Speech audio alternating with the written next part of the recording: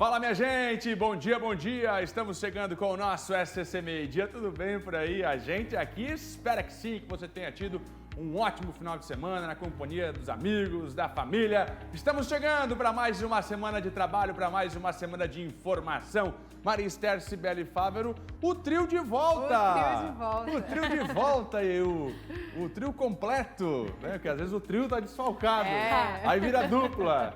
Bom dia, Cibele e Fávero. Bom dia, Fernando. Bom dia, Maria. Bom dia para você. Muito obrigada pela sua companhia. Seja bem-vinda, Cibele Fávero, voltando das férias, relaxada, tranquila aqui pro nosso SCC Meio Dia.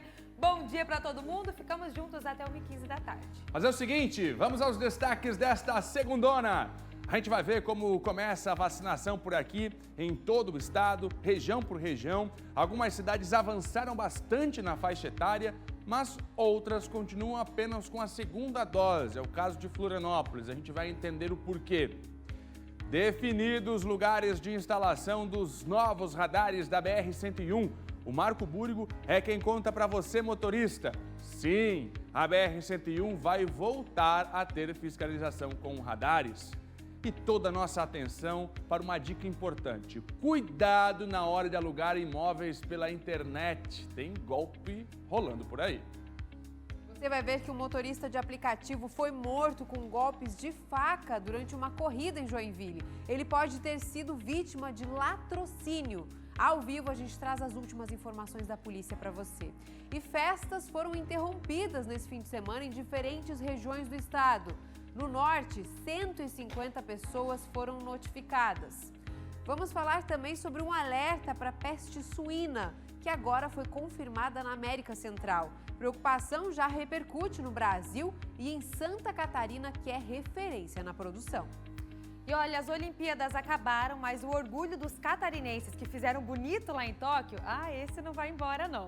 Hoje nós vamos conhecer a história da Rosa Maria, de Nova Trento, medalhista de prata no vôlei feminino. E acredite se quiser, segundo o pai dela, não dava a mínima para o esporte.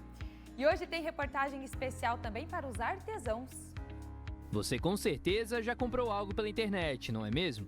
Esse aumento nas vendas online motivou um curso da Fundação Franklin Cascais para ensinar artesãos de Florianópolis a investir nas redes sociais. Com a rede social é todo dia, 24 horas, às vezes, né? Tem gente que pode até chamar de madrugada e você responde na sequência, tal, quando pode. Então é uma loja aberta 24 horas. Estamos no ar, fique com a gente.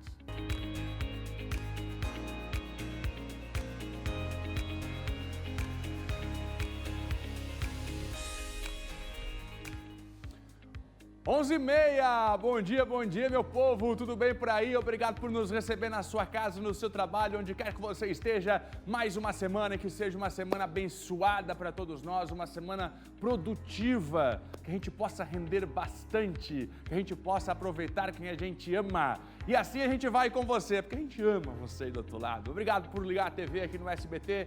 A partir de agora, as notícias de todo o estado, região por região, região sul do estado. Alô, Criciúma, região oeste, Chapecó. Vamos para o norte, Joinville, região do Vale, Blumenau, Itajaí, Balneário Camboriú, litoral todo, Grande Florianópolis. Alô, Planalto Serrano, Lages e a turma boa da Serra Catarinense. Estamos chegando ao vivo para toda Santa Catarina. E a gente vai começar com as Olimpíadas, que terminaram neste fim de semana.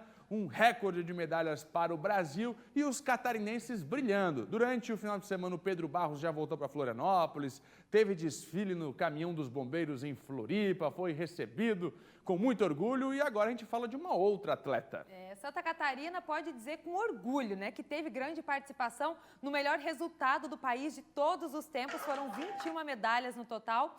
E uma das responsáveis, gente, é a Rosa Maria, catarinense de Nova Trento, que fez bonito lá em Tóquio. A gente vai conhecer um pouquinho da história dela agora, mas essa responsabilidade eu vou deixar com o pai e com a mãe dela, o seu Roque e a dona Adelir. Olha só. Para nós fazer a Rosa Maria entrar numa quadra, nós tínhamos que gastar dinheiro em picolé, em sorvete, que ela adorava, tanto é que ela era rechuchudinha, gordinha. Aí ela começou a entrar na quadra, estava tudo bem, mas também não queria saber de vôlei. E foi convencendo a Rosa Maria a entrar no projeto, a entrar no vôlei. E foi, deu uma bola, deu duas, foi deixando, deu um sorvete que o pai da Vandeca, ele era o dono do bar, dava um sorvetinho e foi gostando, foi gostando. E graças a Deus até hoje ela não parou de jogar o voleibol. Aos 8 anos ela começou a ficar em casa na parte da tarde sozinha e eu pedi para ela ir para o ginásio com a irmã dela. A irmã dela convidou, ela foi, que ela jogava vôlei, a irmã dela. E a Vandeca, que foi a técnica dela, começou a animar ela, dar uma bola, convencer ela e viu que ela tinha altura. A Vandeca apostou na menina, inclusive desde o começo, ela disse que a menina da boa. Incentivou ela, foi. Aos 13 anos de idade, ela viajou para a Taça do Paraná, um campeonato, ficaram 3 dias lá jogando. Ela veio com atleta revelação. E de lá para cá, na Vandeca, só foi sucesso. Ganhou todos os escolares em Nova Trento, todos os escolares a gente ganhou. E ela jogava e estudava. Ela dava conta de tudo. Ela era sempre foi muito assim organizada, bem, com bastante vontade, sempre foi. Sempre foi uma das melhores alunas, inclusive. A gente quer começar esta semana com inspiração. E desde então, viu, Marista, a trajetória da Rosa Maria deslanchou. Muitas conquistas até chegar na Itália, onde ela joga atualmente. Mas e como fica a saudade da família, né, que continua aqui em Santa Catarina e Nova Trento?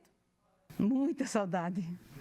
Mas hoje em dia tem a tecnologia, né? A gente bota no celular, fala, mostra e a gente vai, né? Uma vez cada 6 meses, geralmente tem que ir para a Itália.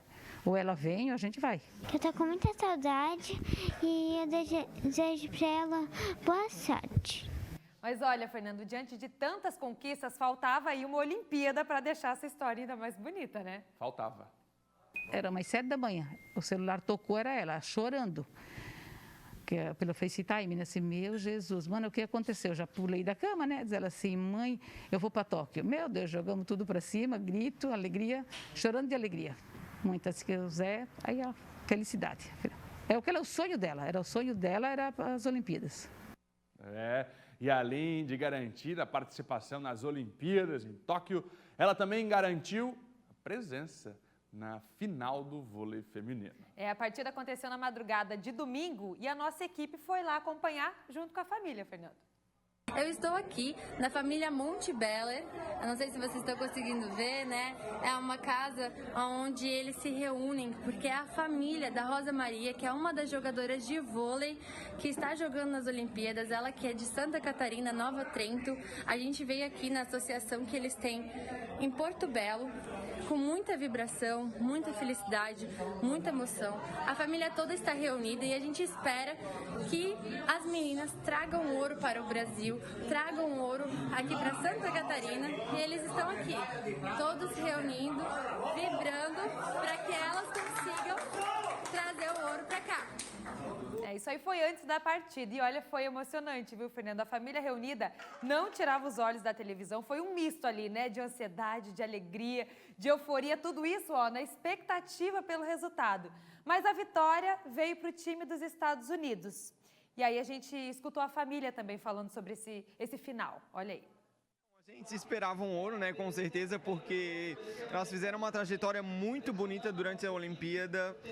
Ver a Rosa em quadra para mim é uma emoção muito grande, porque eu acompanho ela desde pequenininha, treinei junto com ela, fui boleiro dos jogos dela quando eu era pequenininho, mas só de ver ela numa Olimpíada assim é muito emocionante. Amiga, muito orgulho, tá? Te amo.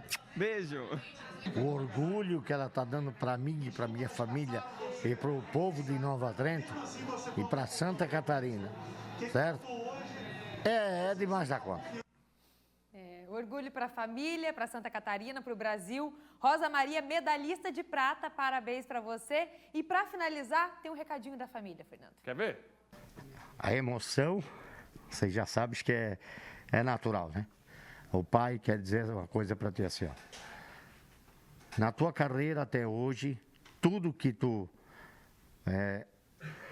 galgasse, conseguisse. Graças a Deus, estamos num patamar muito bom, estamos todo mundo na torcida por ti, certo? Chegasse onde chegasse pelo teu merecimento, certo? Pela tua dedicação, pelo teu esforço. E assim, ó, vamos pro ouro, mana. Vamos dar essa bola aí. Linda, pai te ama. Beijo.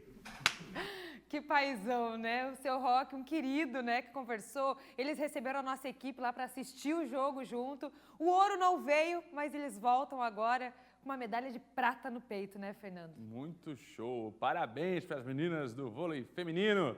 E essa família, hein, aqui de Santa Catarina, representamos bem, hein? Tivemos aí o vôlei feminino, Pedro Barros, com também medalha de prata, as outras meninas do skate que também participaram e tantos outros atletas aqui do nosso estado. Fora os árbitros, né, Fernando? Árbitros. A gente conversou também com o árbitro de Barra Velha, tem também um de Florianópolis que foi para a final do basquete. Então, parabéns para vocês que estiveram lá levando o nome de Santa Catarina para o mundo inteiro, né? Boa, boa, catarinenses. Parabéns por mais uma Olimpíada. E o seguinte, eu estava lembrando aqui que Nova Trento tem um time fantástico de vôlei e é isso que a gente tem que focar agora. As Olimpíadas têm que trazer essa ideia de inspirar novos e futuros atletas, né? Nova Trento tem um time comandado lá pelo meu amigo Marcelo Garim, que treina essas meninas e que depois vão aí, ó. Tá aí o resultado, né? Que vão aí ganhar o mundo. E se a gente não começar cedo, não adianta, né, Maria Esther? Isso mesmo. Que sirva de antes inspiração. começar. Mas você viu só o pai dela contando que ela não gostava muito, não, que ela ia para tomar sorvete. Aí, em troca do sorvete, ela foi treinando e tá aí, né? O sorvete que deu certo.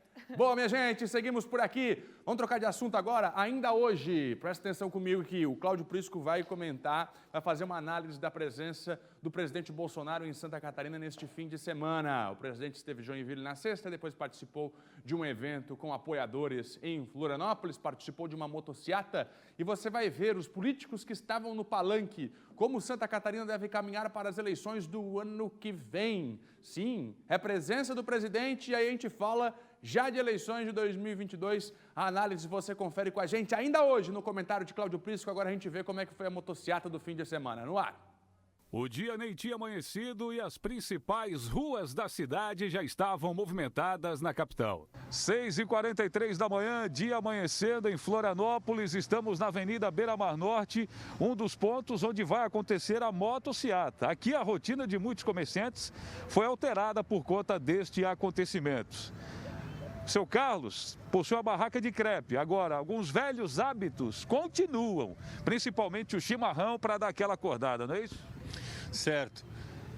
É o nosso companheiro de todas as manhãs, principalmente, né, para começar bem o dia, aguardando esse evento inédito aqui para Florianópolis, que é essa motociata. Seu Valmir normalmente trabalha aqui na Beira-Mar no domingo. Aqui tem uma feira que é bastante movimentada nos finais de semana. Mas resolveu antecipar. Veio sábado e como trabalha com relógio, para não perder o tempo e o horário, chegou mais cedo, né? Com certeza. Apesar de chegar mais cedo hoje, eu estou esperando, né, a motociata, que muita gente eu acho que vem para cá para acompanhar esse evento. E cheguei bem mais cedo hoje, com certeza. Tomara que não atrase. Vai fechar e tudo mais, eu queria estar aqui. E tomara que não atrase, né? Dentro daquilo que o senhor trabalha. Com certeza não. Relógio para ver a hora tem. Jair Bolsonaro chegou a Florianópolis no meio da manhã e foi levado na carroceria de uma caminhonete para se encontrar com os participantes da motociata. No trajeto de quase 70 quilômetros, o trânsito teve que ser desviado. A comitiva passou pelo centro da cidade e depois pela Avenida Beira-Mar Norte, até uma rodovia. Segundo a Polícia Militar, o evento reuniu 24 mil motos e 35 mil pessoas. Bolsonaro parou para tirar fotos. Durante o ato, um homem foi preso por arremessar um rojão na direção de apoiadores do presidente. A identidade dele não foi divulgada. Ninguém ficou ferido.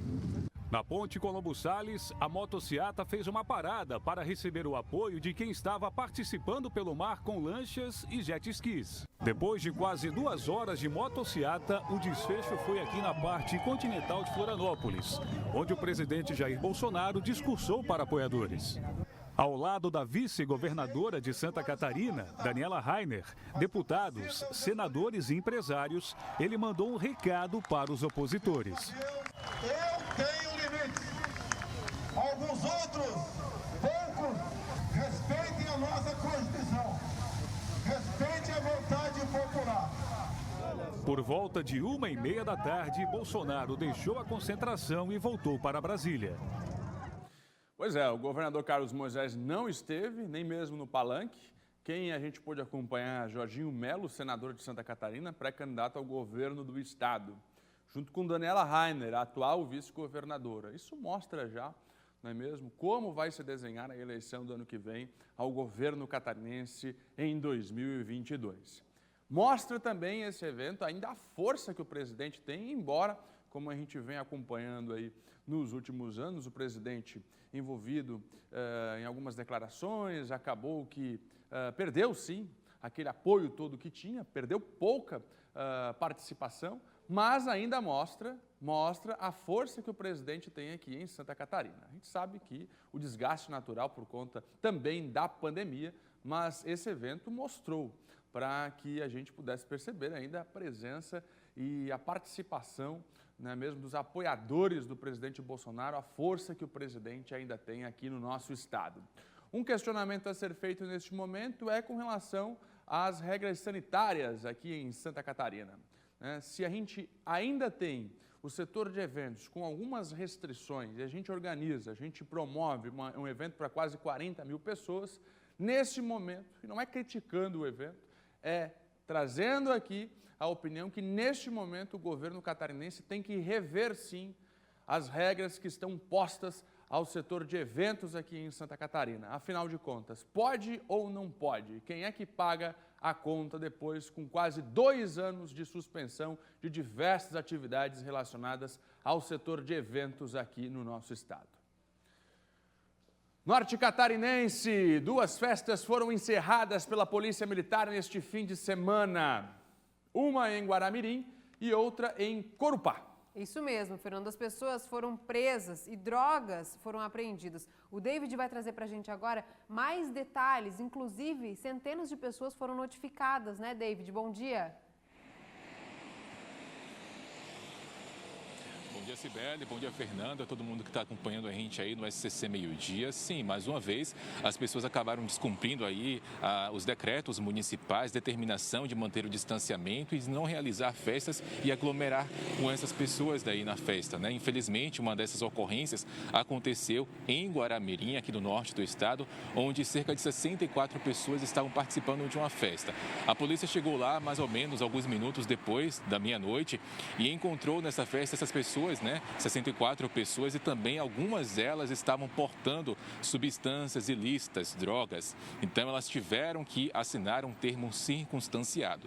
Também a dona do estabelecimento foi notificada por estar realizando essa festa aí sem as medidas sanitárias corretas e também pela questão da perturbação do sossego. A outra festa que aconteceu aqui no norte do estado foi no bairro Seminário, em Corupá. Lá foi por volta de 1h da manhã que a polícia chegou. Quando a polícia chegou neste local, encontrou nesta festa cerca de 150 pessoas que participavam dela. Lá também, infelizmente, a polícia acabou encontrando substâncias ilícitas, como maconha, êxtase e cocaína. Todas as pessoas que estavam envolvidas na festa também tiveram que assinar um termo circunstanciado, que é um procedimento que a Polícia Militar utiliza quando são crimes considerados de menor ofensivo, né? Então, eles tiveram que assinar esse termo e logo após foram liberados. Só lembrando que essas festas aí, né, boates, casas noturnas, elas podem realizar festas com 100 pessoas, só que todas elas precisam estar sentadas. Então, essas festas estavam descumprindo não só a questão da aglomeração, dessas medidas aí de distanciamento, mas também estavam todas as pessoas, a maioria delas, na verdade, né, melhor dizendo, estavam portando substâncias ilícitas. Eu volto com vocês aí no estúdio. Obrigada, David, pelas informações. Já já a gente traz também a informação do sul do estado, que também teve festa interrompida. E mais uma vez eu vou dizer, está na hora do governo entender o que é evento, o que pode e o que não pode, e mudar algumas regras para aqueles que estão pagando uma conta alta com a suspensão das atividades relacionadas a eventos. Os bares se transformaram em festas, essa que é a verdade, para 100, 200, 300 pessoas, é só dar uma passeada rápida no Instagram que vocês vão ver. Quando aquele setor, ou aquela casa noturna, ou aquela casa de shows, que é caracterizada como casa de eventos, aí essa não pode funcionar. E as outras vão acontecendo ou clandestinamente ou mudando de bar para festa, mas a aglomeração é a mesma. Então a pergunta é, por que uns têm que sofrer, têm que continuar pagando essa conta e outros fazem sem muita fiscalização? Esta é a pergunta. Agora a gente vai para o campo. A gente vai para o campo. Obrigado, Marister. Marister foi rápida.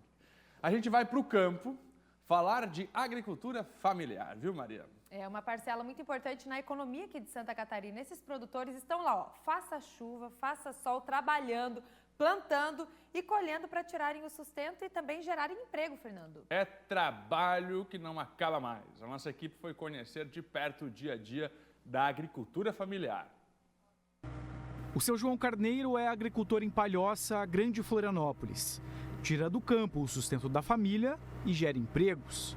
É através da agricultura familiar que o produtor faz chover na horta do agronegócio catarinense. Na época da colheita, vai colher milho, a gente 5 horas da manhã está dentro da roça. Para chegar 9h30, 10 horas sair do sol, né? Que senão se queima tudo ali. A produção catarinense de alimentos, na maioria, é baseada na agricultura familiar. São pequenas propriedades que produzem uma diversidade grande de produtos. O seu João, que por exemplo a gente está aqui visitando, ele produz abobrinha verde, vagem, tomate, a silagem.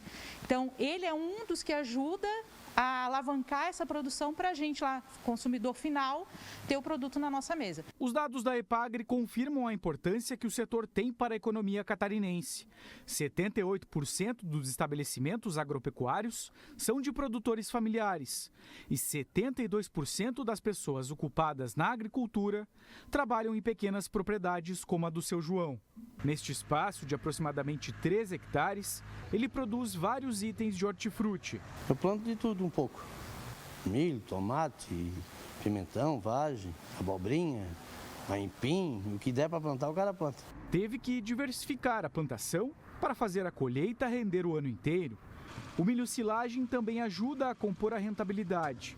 E o som das máquinas funcionando avisam que hoje é dia de ensacar o que foi colhido antes da chuva. Fui lá, cortei uma carrada de silo ontem e deixei dentro do galpão e estou ensacando agora durante quando está chovendo. Este é o milho silagem usado na alimentação animal. Ele é um dos responsáveis pelos preços da carne vermelha e do leite. Santa Catarina é um dos maiores produtores deste insumo. Historicamente, os produtores colhem em média 40 toneladas por hectare. Na última safra, a produção foi menor, 23 toneladas por hectare. Um dos responsáveis por esta queda, o clima.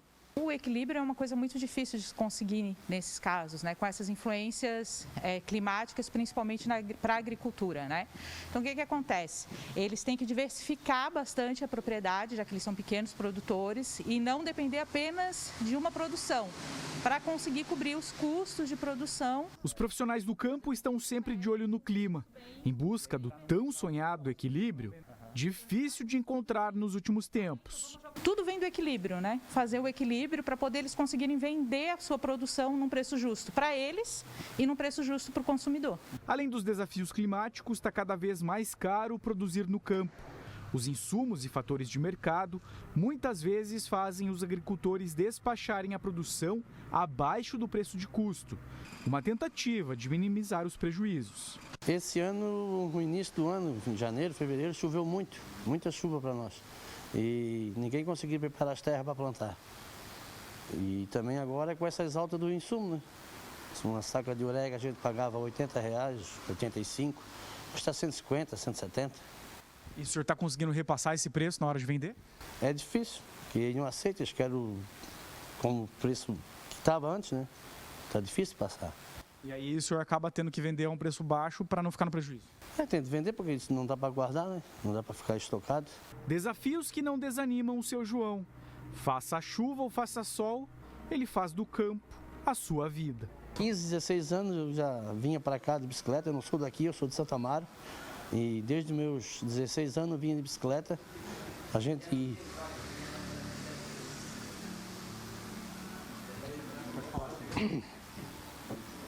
A gente comia aí, pegava uma água, fazia um pirão, amassava uma linguicinha e comia assim, debaixo de uma sombra. O que a agricultura representa para o senhor hoje? Para mim é tudo, corre na minha veia. Agricultura familiar aqui em Santa Catarina, na Grande Florianópolis. Até quando começou a reportagem, a gente falou, olha, Palhoça, né? A gente Grande escuta Floripa. muito falar também de outras regiões, da agricultura, mas aqui também tem, né? Agricultura familiar. O êxodo rural, muita gente deixando, não é mesmo, a lavoura, né, buscando aí uma qualificação profissional em outras áreas, e aí vem a preocupação daqueles que estão lá no campo. O que será da lavoura, não é mesmo, nos próximos anos, se os nossos jovens que estão lá, não é mesmo, mudarem para a cidade de Marister, né? E aí a gente percebe a necessidade de evoluir tecnologicamente para que essas pessoas possam trabalhar de forma mais segura, mais confortável, que seja mais rentável, para que eles fiquem também produzindo o que a gente precisa. Muito bom. Você já foi da roça, Marister? Nunca fui da roça, Fernando, mas eu cresci na roça. É, tô sabendo. Você tem uma chácara, não tem? Uma chácara. Você nunca plantou nada, Marister? Já plantei de tudo, Fernando. Tem uma horta gigante lá. Eu adoro esse contato com a horta, com a roça, né? Exatamente. E é muito bom, né? A gente sabe o que sai dali, né, Fernando? A gente fala sem agrotóxico, meu pai fala. Isso aqui é comida sem agrotóxico, né? Comida direta da natureza ali. E a gente sabe a importância que isso tem para a economia, né, aqui de Santa Catarina. Eu colhia laranja quando era criança. É mesmo? É, na rede de caminhão, cedinho, eu e minha mãe. Colhei laranja, passava o dia inteiro no laranjal. Era laranja e não acabava mais, passava o dia inteiro na laranja. Gente, não posso mais ver laranja na minha frente. E plantei fumo. Você acredita que eu já plantei fumo, Marisa? É mesmo? Alô, turma do fumo! É, colhei bacheiro, o povo sabe o que eu tô falando. Qual que é o nome? Colher bacheiro. Bacheiro? É porque o fumo você vem colhendo de baixo para cima. Então primeiro tu colhe as folhas de baixo, depois do meio, depois de cima. Não é tudo Por isso que junto. fala bacheiro. É, bacheiro. Aí tu baixa o cerro no começo do carreiro E vai embora. e vai, rapaz de Deus. Ó, o Fernando da Roça, viu? Dói só, meu gente? ciático até hoje. Colher bacheiro. Tempo bom que não volta mais, Marister. Beijo, pessoal do campo. Um alerta foi dado essa semana em virtude de um grave problema de segurança na produção de carne suína, viu, Sibeli Fávero? É, Fernando, é que em vários continentes, né, já existem ocorrências da chamada peste suína. Em Santa Catarina não foi diferente, a preocupação chegou até aqui. O estado é referência, né, nessa produção, assim como o Brasil, que também se destaca. Vamos saber os detalhes deste alerta com o Paulo Henrique, que está ao vivo na capital do estado. Alerta de peste suína. Conta pra gente, hein? Quem é que tem que se preocupar com essa informação, Paulo Henrique? Bom dia. Bom dia, Paulo. Bom dia, Fernando. Bom dia, Sibeli. Bem-vinda novamente, né? Bom dia também a quem nos acompanha aqui no SCC SBT Meio-Dia. É isso aí, olha só, alerta de preocupação, então, para os produtores aqui do estado. Isso porque a peste suína africana, ela vem afetando desde 2018 mais de 50 países na Ásia, Europa e África. E agora, então, ela foi registrada em um local muito próximo, na América Central, no país da República Dominicana. A peste suína, ela é uma doença viral que é muito contagiosa e ela é mortal para os animais. Ela leva à morte desses suínos. O problema, Fernando e Sibeli, é que ela não tem nenhum tipo de vacina ou tratamento. Por isso, pegou, o porquinho vai morrer, não tem jeito. O Brasil é o quarto maior produtor mundial de suínos e, por isso, a Associação Brasileira de Criadores de Suínos já está, então, em alerta total por aqui e, inclusive, fez algumas orientações para os produtores. Olha só, os produtores eles devem evitar visitas nas unidades de produção, devem fazer um isolamento e a quarentena dos suínos que forem importados, fazer o descarte apropriado dos restos de alimento e também evitar alimentar esses porcos com restos de comida de restaurantes. Além disso, também deve ser feita também barreiras físicas impedindo a entrada de outros animais, seja doméstico ou qualquer outro animal da produção, então também dentro desses locais onde os suínos ficam abrigados. Lembrando que esse vírus da peste suína, ele não causa nenhum tipo de doença para o ser humano, por isso não precisa ficar preocupado você que não é produtor de suíno, mas a gente acaba servindo então como uma espécie de vetor de contaminação e pode acabar levando para algum produtor de suínos e pode contaminar então todo um setor que tem uma grande importância para o nosso estado, né? Então fica o alerta, sigam a orientação e também tomem cuidado. Volto com vocês aí no estúdio. Obrigada, Paulo. É sim uma preocupação que já repercute, né, Fernando, aqui no Brasil, assim como em Santa Catarina, e uma série de orientações já foi dada. Claro que não tem nenhum registro no Brasil, nem em Santa Catarina, mas esse monitoramento vem sendo feito e agora, aqui na América Central, então, também teve registro. Então vamos lá, recapitulando. Mata o suíno, não afeta o humano. Não está no Brasil, nem em Santa Catarina, a preocupação é que o que pode acontecer no futuro. Por isso os cuidados já têm que ser tomados agora. O humano, vetor, ele levaria o vírus até o suíno, até o produtor de suíno, que assim contaminaria. Então, esses são os cuidados de agora. É importante falar, esse assunto já começou a ganhar repercussão no mundo, como Santa Catarina é um dos maiores produtores de carne suína do mundo, exporta muito, o alerta está feito, os cuidados são estes.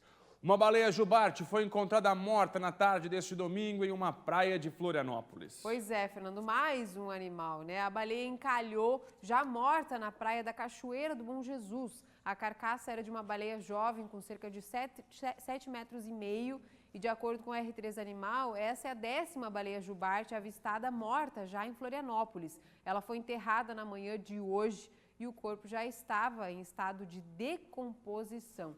Aí você acompanhou algumas das imagens divulgadas pelo R3 Animal. Triste, né? Mais uma baleia morta aqui no nosso litoral. Pois é, no sul, Sibeli, se em Florianópolis a baleia foi encontrada morta, no sul 59 pinguins também foram encontrados lá na região sul do nosso estado. E olha só a imagem, Fernando, que triste de ver, né? Essa imagem aí na beira da praia, muitas pessoas puderam avistar essa cena que você acompanha aí nas imagens, esse número alto de animais mortos chama atenção, é claro, por isso a gente vai ao vivo para lá. Marco Búrigo vai chegar para conversar com a gente ao vivo do sul do estado. Marco, já se sabe o que provocou a morte desses animais? Bom dia. Bom dia, Fernando. Bom dia, Cibele. Bom dia a todos que nos assistem. Por se tratar aí da maioria, né, animais adultos, possivelmente é algo relacionado à pesca, né? É o que a ONG Educamar, que encontrou essas 59 espécies aí de pinguins, ela está trabalhando com essa hipótese, né? Nas imagens que mostramos agora, podemos observar que os pinguins receberam uma marcação com um spray não tóxico para que facilitasse também a contagem dos pinguins pela ONG. Os pinguins eram da espécie Magalhães. De acordo com as informações da ONG, portanto, muitos eram adultos, algo que é um forte indício, né? Um indicativo de que causas humanas, como a poluição ou então a pesca, podem ter causado aí sim a morte desses animais. Geralmente, os pinguins chegam vivos à praia, mas necessitam de atendimento. Mas, dessa vez, né, Fernando e Cibele, uma imagem triste, mais uma vez, né, para quem tanto cuida aí da natureza, especialmente do litoral aqui no sul do estado. No extremo sul de Santa Catarina, entre Araranguá e Passo de Torres, foram 59 pinguins encontrados mortos aí na beira das praias aqui na região sul do estado. Volto com vocês. Obrigado, Marco Búrigo. A informação ao vivo, direto do sul do estado. Então, a suspeita aí é a pesca. As ONGs vão continuar investigando. Até agora, 59 pinguins mortos no sul catarinense. Já já, você confere com a gente aluguéis de casas. Atenção, você que está em Florianópolis, no litoral catarinense, não é mesmo? O pessoal vem, aluga primeiro a casa pela internet. A hora que chega aqui, o golpe. Fernando, isso acontece toda hora? Não.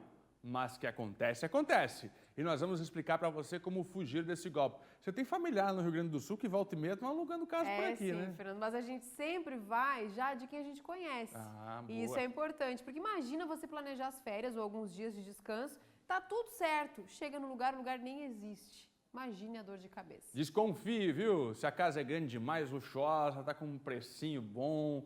Olha, se rachar todo mundo aqui, vai ficar bom, hein? Vai pra mansão. Cuidado, porque acontece, e acontece com frequência. As pessoas alugam, os turistas alugam a residência, quando chega no local não tem casa nenhuma. Ou até tem a casa, mas ela não estava disponível para alugar. Não estava disponível, não por aquela pessoa que alugou, né? Já já esse alerta para você na hora de alugar um imóvel. Cuidado! Reportagem completa que você confere ainda hoje aqui no SCC Meio Dia. Cibele, está preso o homem suspeito de cometer atentados contra bases policiais aqui em Santa Catarina. É sim, Fernando. A gente vai mostrar para você agora um vídeo divulgado pelo delegado Rodrigo Andrade no Instagram. Olha só, seria do momento em que o atentado acontece à base da Polícia Rodoviária Federal em Itajaí. Isso é o que divulgou o delegado nas redes sociais. E a gente vê que imagem forte, né? Seria o próprio bandido gravando e efetuando os disparos contra a base. Também teve um atentado a uma base da PM em Balneário Pissarras.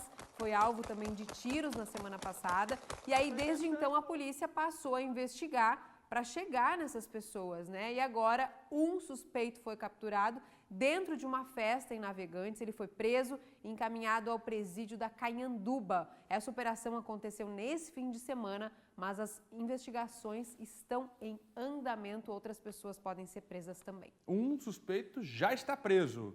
E aí agora a polícia vai atrás dos outros. Trabalho de investigação que continua. Ataque às bases policiais aqui no nosso estado.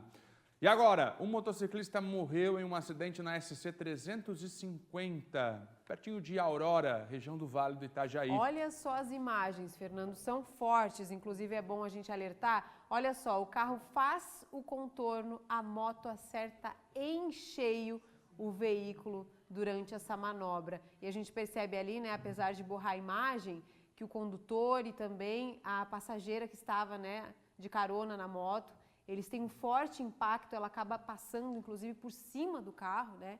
Foi jogada por cima do carro. Esse acidente aconteceu por volta das 11 horas da manhã de domingo. A mulher que estava na garupa teve ferimentos graves, foi levada ao hospital. Já o condutor da motocicleta não resistiu, morreu no local. E as duas pessoas que estavam no carro tiveram ferimentos leves. Imagem forte, você vê por conta dessa câmera de segurança o momento em que o choque acontece entre a moto e esse veículo que estava com um idoso, né, dirigindo, e também a companheira dele ao lado no carona. O idoso dirigiu o veículo vermelho. A companheira do lado foi cruzar a rodovia, não viu a motocicleta e, infelizmente, o acidente aconteceu. Manobra irregular. Provavelmente agora vai responder criminalmente também esse idoso, porque sim, né, sem intenção de matar, provocou a morte desse motociclista ao cruzar essa rodovia de forma irregular.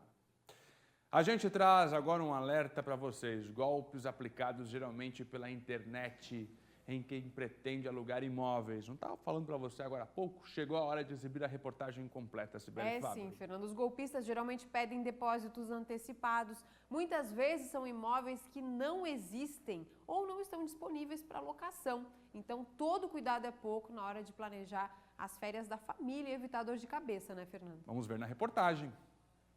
Daqui a pouco o verão está aí, o verão dos vacinados. Temporada de alta expectativa, tanto para quem aproveita o período para faturar, quanto para quem vai só descansar. Alguns alertas importantes do verão a gente já conhece bem, como usar protetor solar, não se expor ao sol do meio-dia, beber bastante água. Mas tem outros alertas importantes para você que está buscando um lugar ao sol pertinho do mar. Se você está pensando em alugar uma casa ou um apartamento na próxima temporada, cuidado, os golpistas estão de olho em você. A Michele quase foi vítima quando tentava alugar um apartamento nos Ingleses, norte da ilha. Ela me ofereceu assim um improvável, um valor muito abaixo do que eu estava percebendo já.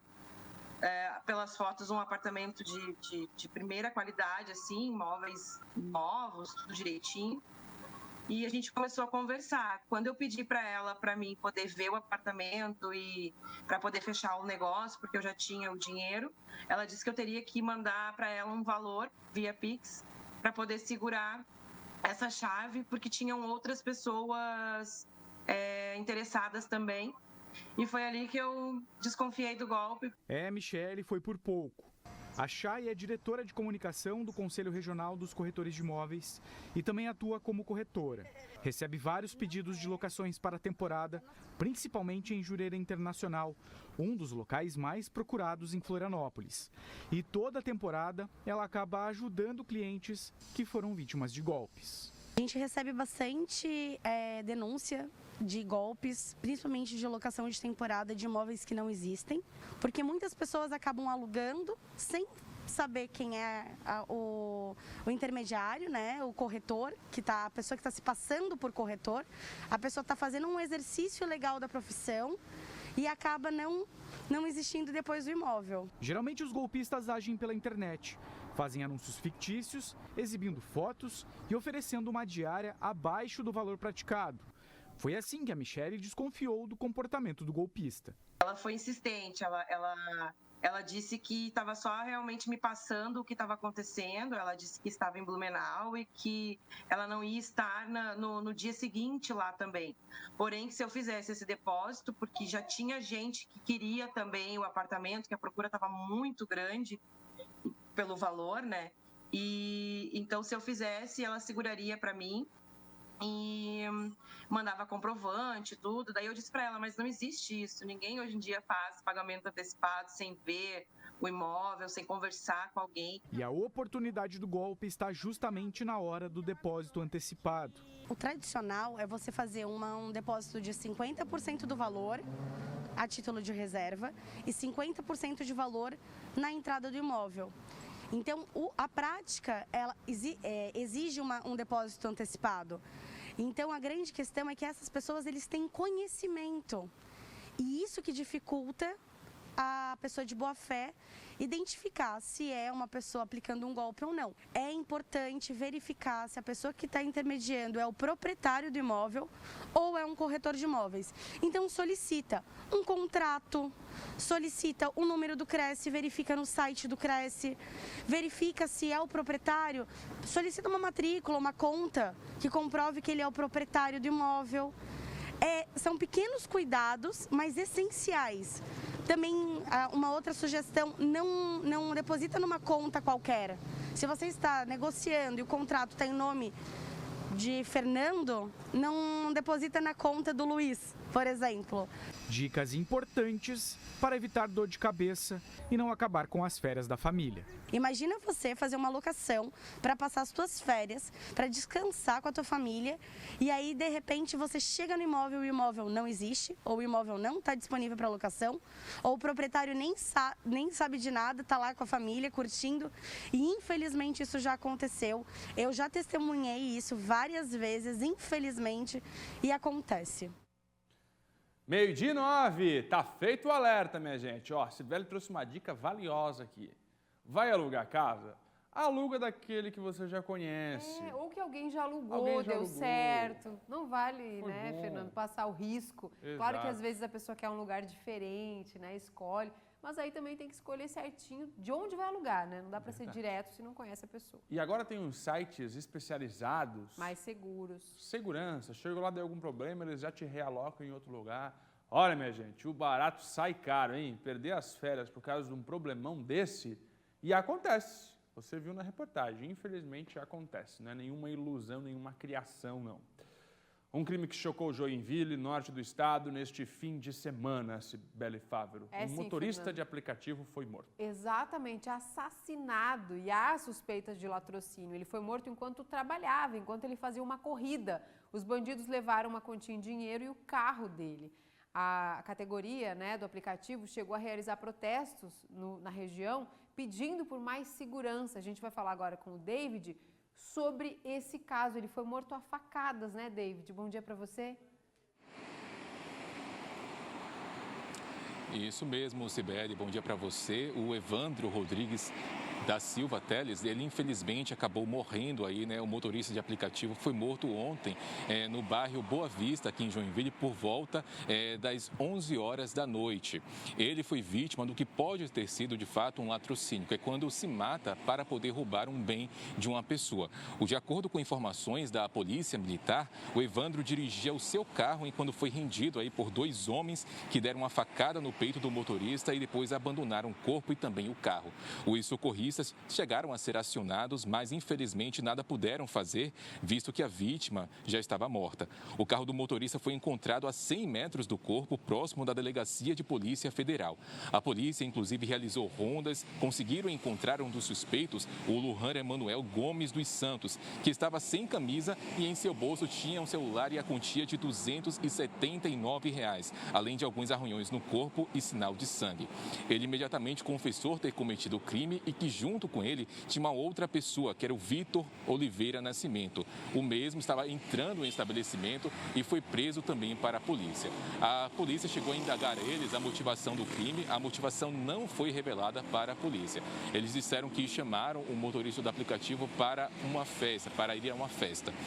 Os autores relataram também para a polícia que eles realmente levaram, né, os bens deles, mas logo em seguida eles acabaram deixando em uma rua, em um local próximo. Motoristas de aplicativo realizaram uma passeata para poder pedir mais segurança para a categoria, fizeram um protesto. Além disso, eles também estão arrecadando dinheiro para poder ajudar a custear, né, as despesas aí do sepultamento do Evandro. O Evandro, ele foi enterrado ontem no bairro do Iririú, né, foi sepultado na capela. Infelizmente, né, mais uma morte aí de motorista por aplicativo e por conta da insegurança acabou pagando com a própria vida. Eu volto com vocês aí no estúdio. Obrigada, David, pelas informações. Que triste, né? O motorista trabalhando, Fernando, e foi assassinado covardemente durante o expediente de trabalho. Agora, é claro, a polícia continua as investigações. Para levar os trocos que ele tinha ali, né, gente? É inacreditável. Uma morte violenta dessa, troco de nada. Trabalho de investigação da polícia agora. A gente vai mostrar como é que foi o fim de semana de festas na região sul do estado, porque sim, a gente continua acompanhando eventos clandestinos, enquanto Santa Catarina discute o evento teste com pessoas vacinadas e pega o telefone para ver como é que foi e monitora tudo. O que mais tem é bar fazendo festa ou festa clandestina. E a gente vem mostrando isso dia após dia aqui, Cibele Fávero. Teve uma operação, Fernando, no sul do estado, em Jaguaruna, para acabar com essas festas clandestinas. Os moradores estavam reclamando de muitas festas que estavam acontecendo na região. O Marco é que vai trazer para a gente esses detalhes ao vivo agora, né, Marco? Exatamente, Cibele. A Operação Sossego, né? Além da questão sanitária, a preocupação com a pandemia, com o coronavírus, também tem a questão do barulho, né? Muitos moradores da região de Jaguaruna, as praias, né, que passam pelo município, reclamaram dessas festas. Elas já vêm acontecendo há um bom tempo e nesse final de semana aconteceu uma fiscalização bastante intensa por parte da Polícia Militar. E isso tudo aconteceu na sexta-feira e também no sábado. Essa Operação Sossego.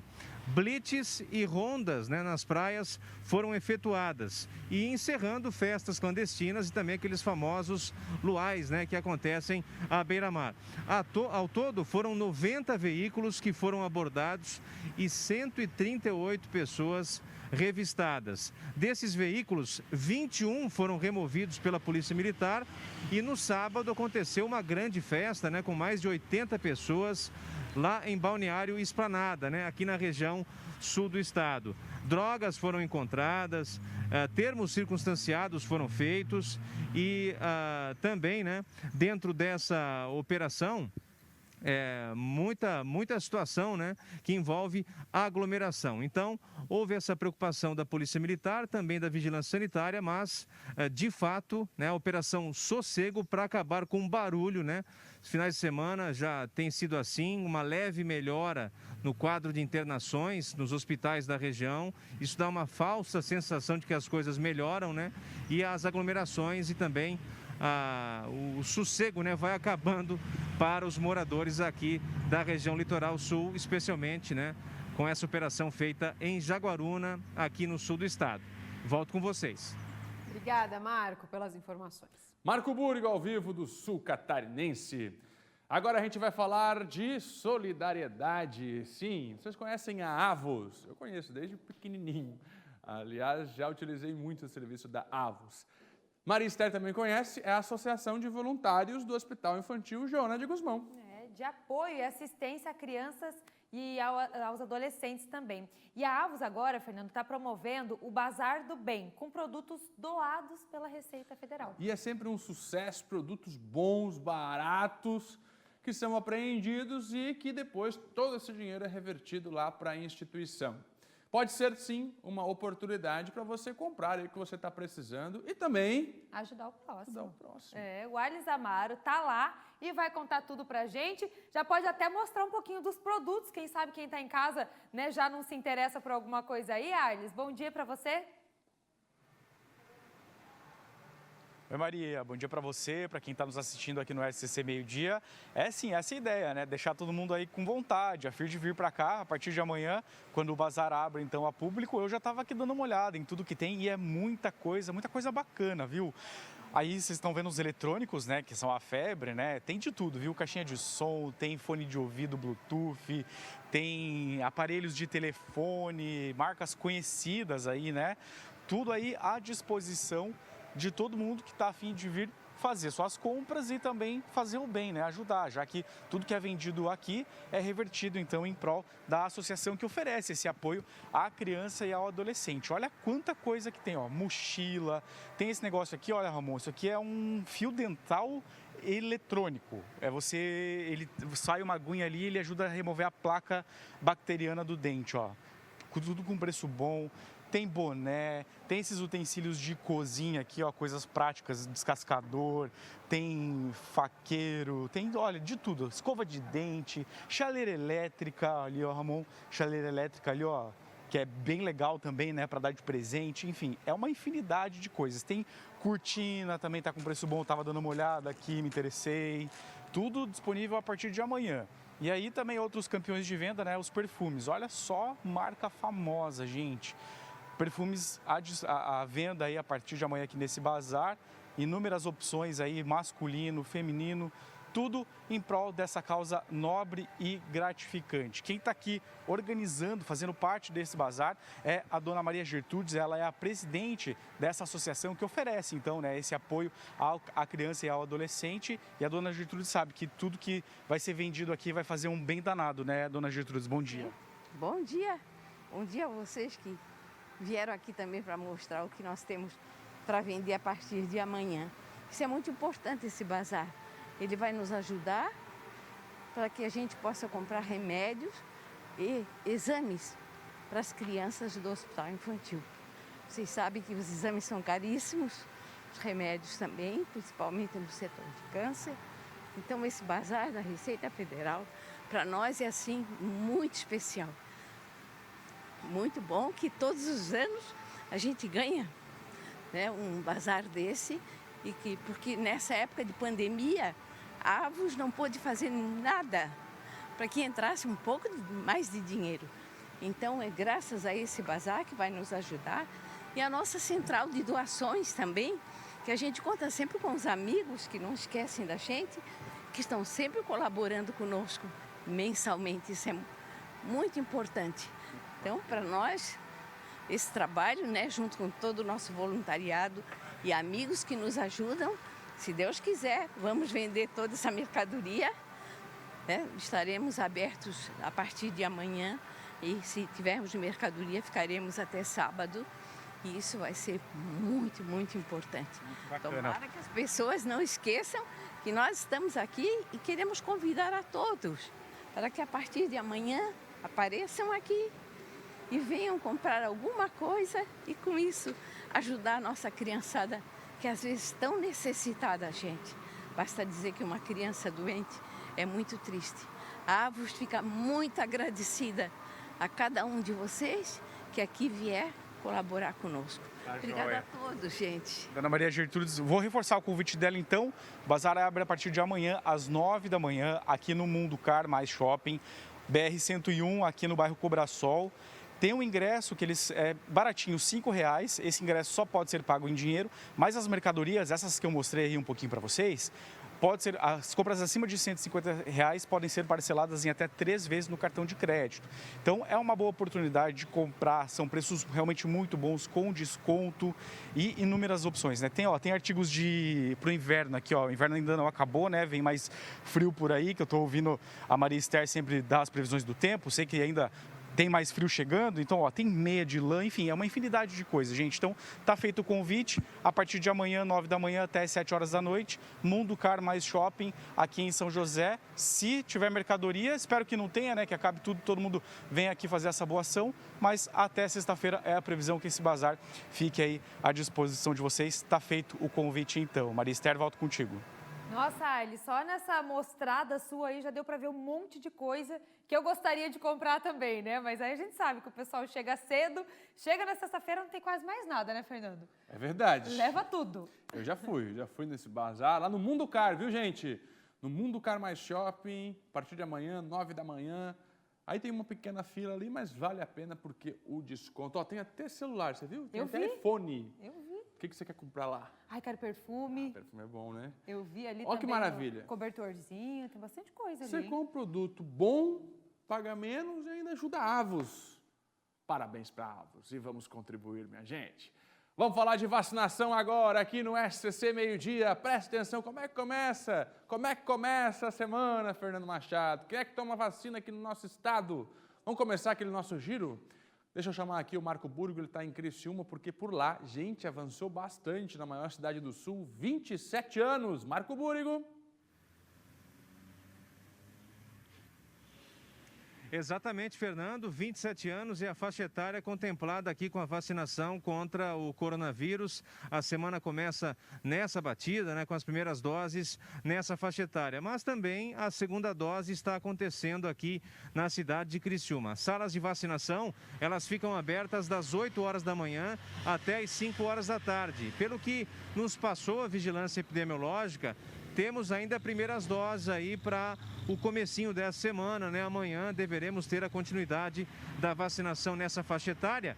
E se avançar bastante na parte da tarde, é capaz até de avançar ainda mais, né, na questão da idade, indo até para 26 anos, mas é uma informação que ainda carece de uma confirmação por parte da Secretaria de Saúde aqui de Criciúma.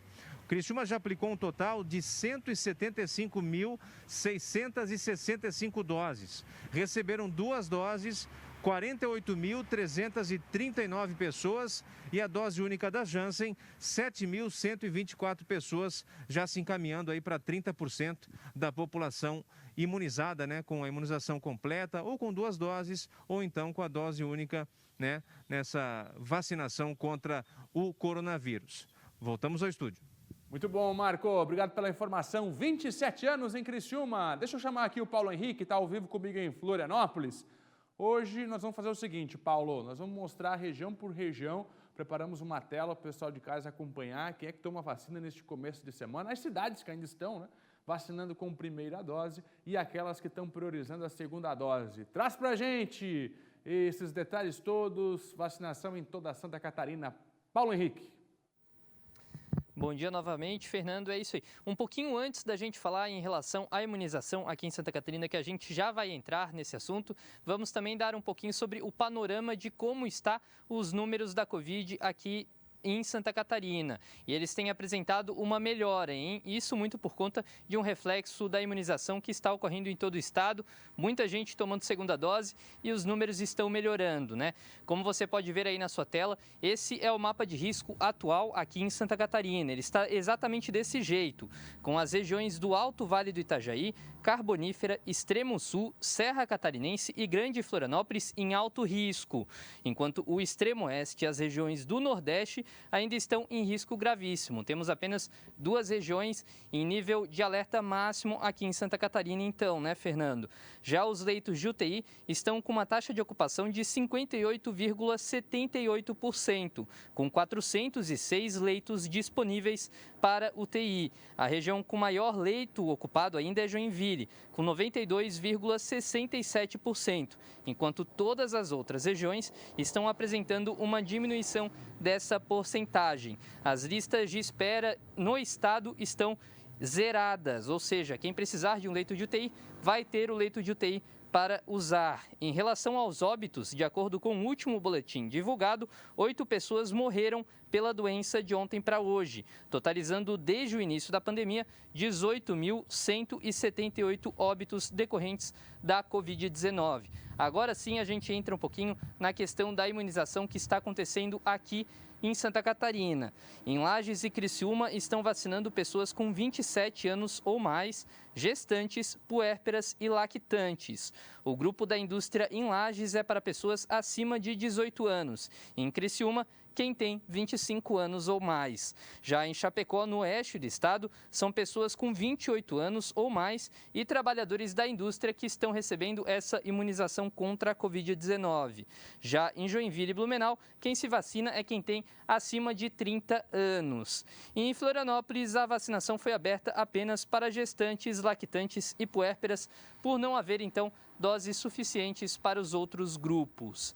Esse é o giro em relação aos números da Covid-19 aqui no nosso estado, Fernando. Mapa de risco, situação dos leitos de UTI e também como está acontecendo a imunização em todas as regiões de Santa Catarina. Volto com você aí no estúdio. 12h27, boa, Paulo. Um resumão da vacinação do coronavírus aqui em Santa Catarina. Que notícia boa, hein, Paulo? 5 regiões já no amarelo. Infelizmente, a gente também está com 5 no vermelho, no gravíssimo, mas a gente percebe que em outras regiões a situação vai avançando positivamente, já com 5 regiões no risco alto, no amarelo do mapa. Há muito tempo a gente não batia, não é mesmo, essa marca de 5 regiões na situação amarela na matriz de risco aqui de Santa Catarina. Obrigado, Paulo Henrique, está comigo ao vivo na capital do estado. Posso repetir aqui a tela com as informações da vacinação, meu caro Luiz Fernando? Aí está, Lages, atenção Lages, 27 anos ou mais, Criciúma, 27 anos ou mais, Chapecó, 28, Joinville, 30, Blumenau, 30 e Florianópolis está sem vacinação por idade de primeira dose. Floripa priorizando apenas a aplicação de segunda dose, aguardando a chegada de um novo lote para continuar a vacinação de D1 na capital catarinense.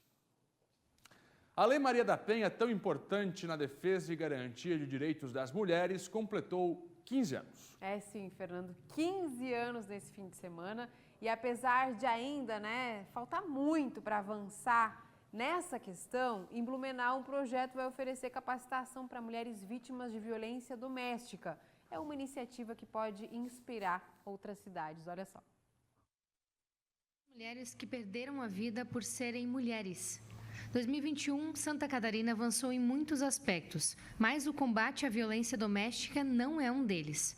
E se existe um pingo de esperança para que haja justiça em alguns casos, muito se deve a Maria da Penha, mulher que sofreu dupla tentativa de feminicídio e com a sua história de luta inspirou a lei tão conhecida hoje. A lei completou 15 anos no dia 7 de agosto e apesar de tanta conquista, ainda há um longo caminho. Mesmo com a criação da lei que me honra ao adotar espontaneamente o meu nome, Lei Maria da Penha, esbarra-se na morosidade dos processos judiciais que apenas favorece a impunidade e prejudica aqueles que buscam a justiça. São necessárias também mudanças educacionais e culturais nas estruturas mais profundas do nosso comportamento para que prossigamos nesse século XXI no rumo de uma sociedade sem preconceitos, justa, livre e igualitária. Santa Catarina é um dos estados que mais registrou feminicídios durante a pandemia. Somente no ano passado, a Polícia Civil recebeu mais de 61 mil denúncias de casos de violência doméstica. Ou seja, uma média de 5 mil mulheres violentadas todo mês. E foi pensando nesses dados alarmantes que surgiu um projeto em Blumenau que oferece capacitação para as mulheres com histórico de violência. É uma forma de trazer autonomia financeira e empoderamento. São 15 meses de aula, onde elas vão ter absolutamente tudo, Então elas já tiveram boas práticas, a gente teve aula inaugural. E os nossos voluntários que trabalham com gastronomia também, cada um vai ensinar um pouco. Então a gente tem aula de biomassa de banana verde, pães para venda, bolos para venda, salgados. Tem professores do Brasil todo, então a gente consegue fazer isso online, A gente aprendeu a viver online, então elas estão tendo essa aula online. O que a gente faz? A gente sabe as receitas que elas vão aprender no dia, aí a gente monta uma cesta para elas com os insumos das aulas, leva até elas para que quando elas estiverem aprendendo online mesmo, elas possam estar praticando também, E ao final disso, o que a gente espera, né, que elas empreendam ou sozinhas ou que formem uma cooperativa também. A gente já tem um local de venda aqui para elas em Blumenau, né, que é um restaurante. Então eles abriram as portas para que elas tenham o cantinho delas, para que já coloquem ali o que elas tiverem a fim de fazer e vender, né, com muito amor, muito carinho, para que realmente elas entendam, né, que através ou da gastronomia, né, ou daquilo que elas sabem fazer de melhor, elas podem muito mais. E quando a Núbia conheceu o projeto, ela passou a acreditar ainda mais na sua força e na sua capacidade. Quando eu vi os meus filhos crescer, né, porque até eles serem pequenos, eu vivia com medo, eu apanhava e não tinha ninguém para me apoiar, né? Então, quando eu vi que tinha o CREA, aí eu disse, não, vou atrás, né? Eu vou atrás, eu vou ter que fazer alguma coisa por mim e pelos meus filhos, né? Aí foi onde eu me inscrevi, né? E fui dando apoio também para as outras, né? Que, não, vamos em frente, nós somos mulheres, nós somos fortes, né? Nós vamos conseguir. Aí a Lídia apareceu, conversou, foi no CREA, conversou lá com a assistência social. Aí a assistência social passou para nós tudo o que elas queriam fazer para a gente, né? Como aprender a cozinhar, como aprender a ter o próprio a fonte de renda, né? E estou aqui. A ação é feita em parceria com o Instituto Bianca Varros, que tem um importante papel social na região. O Instituto leva o nome da jovem assassinada em 2018 pelo ex-companheiro. Bianca sempre buscou ações que ajudam as mulheres e hoje a organização presta o apoio jurídico, psicológico e colabora para que as mulheres tenham cada vez mais oportunidades na sociedade.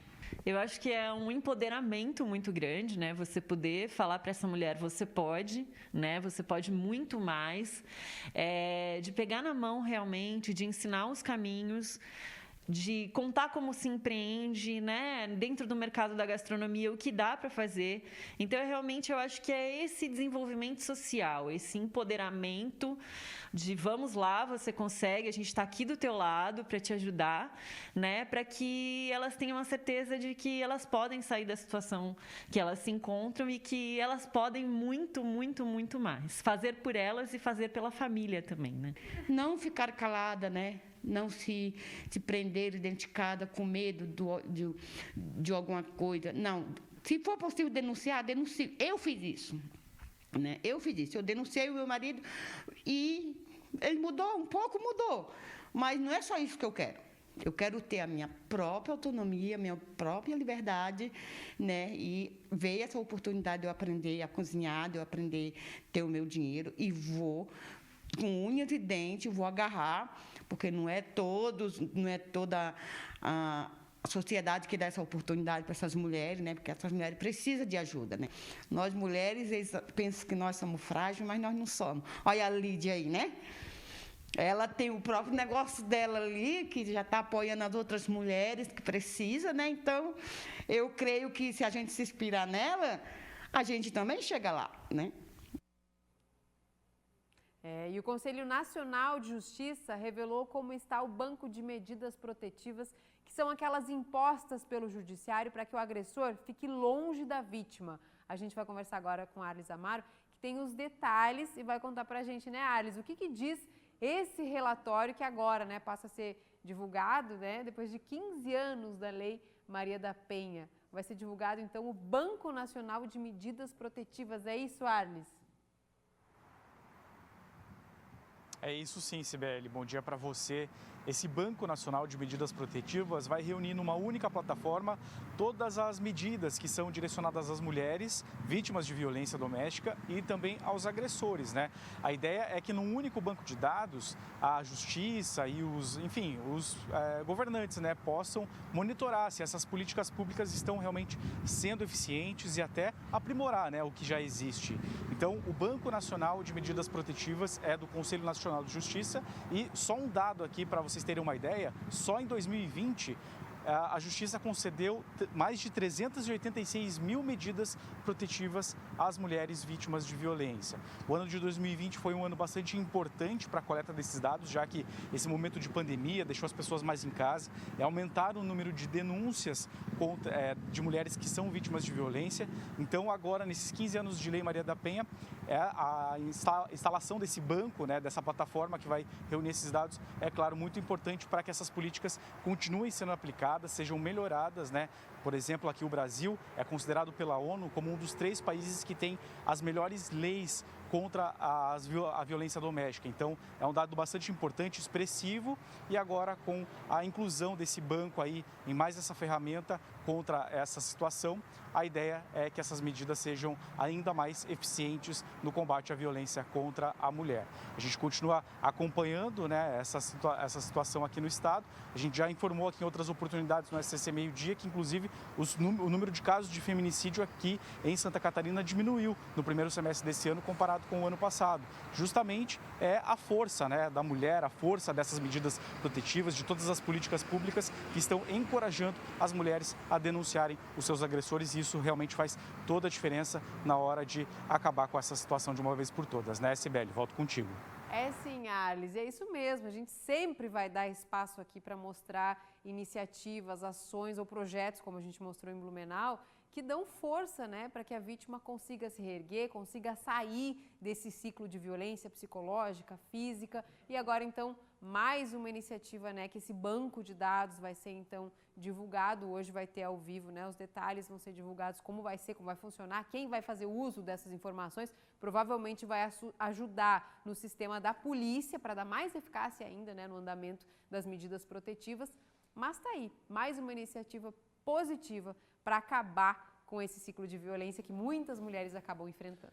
Como evoluiu nos últimos anos esse processo de medidas protetivas, de retirar o homem de forma rápida do ambiente familiar, onde a esposa, a companheira é agredida, evoluiu de forma muito positiva nos últimos anos, não é mesmo? A gente vê o avanço da lei, a medida protetiva, os juízes estão mais rápidos no momento de liberar essa medida protetiva. Algo que a gente sempre destaca aqui, e é importante a gente frisar, agora com o aniversário da Lei Maria da Penha, essas mulheres elas precisam ser encorajadas. Muitas vezes, mais do que agressão física, existe uma agressão psicológica, onde o homem se coloca como o responsável por tudo, e que se ele não estiver ali, ela não tem mais nada. E a gente fala de alimentação, de suporte com os filhos e por aí vai. A rede de apoio é fundamental, talvez mais importante do que a própria polícia, Sibeli Fábio. O que é a rede de apoio? A amiga, a familiar, a irmã, a cunhada. E a própria assistência depois do que Exato. aconteceu, né, Fernando? Aí é que vem o terceiro e último ponto dessa minha colocação.